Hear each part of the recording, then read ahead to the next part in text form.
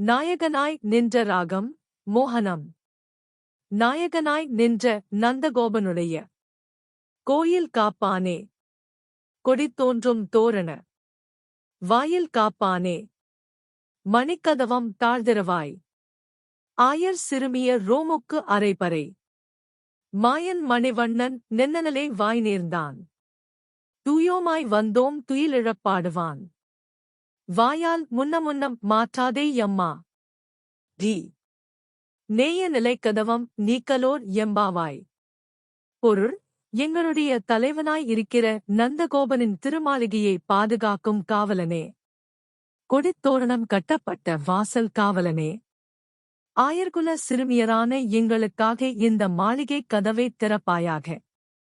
மாயச்செயல்கள் செய்பவனும் கரிய நிறத்தவனுமான கண்ணன் எங்களுக்கு ஒலி எழுப்பும் பறை சிறு முரசு தருவதாக நேற்றே சொல்லியிருக்கிறான்.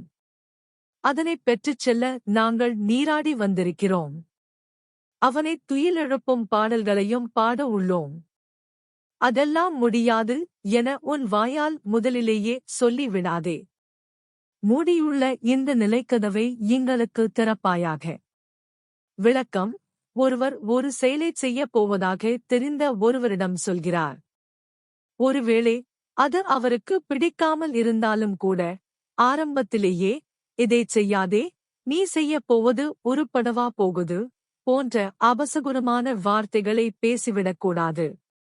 அப்படியா என்று ஆரம்பித்து செய்யப்போகும் பணியைப் பற்றி முழுமையாக தெரிந்து கொண்டு அதன் பின் இப்படி செய்தால் நன்றாக இருக்குமே என்று சாந்தமாக அறிவுரை சொல்லலாம்.